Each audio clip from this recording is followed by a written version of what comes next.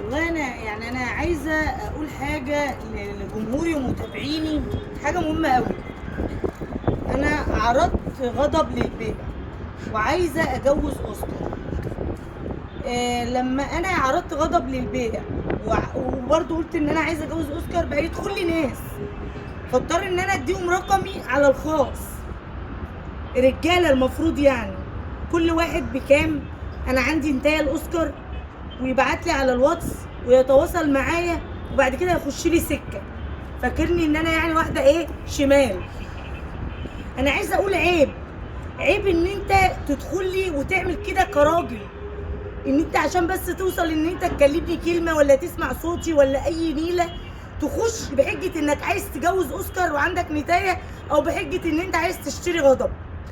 دي مش اصول رجاله مصريه. الرجاله المصريين ما بيعملوش كده طبعا، الا من رحم ربي. في رجاله طبعا محترمين جدا وهم متابعيني، ودول على راسي. لكن انا اتعلمت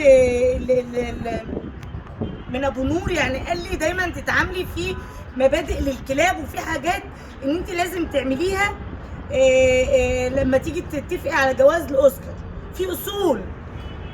فالراجل ده لما كنت احكي له على اللي بيحصل يقول لي ده اعملي له بلوك، لان دي ناس كده مش تمام.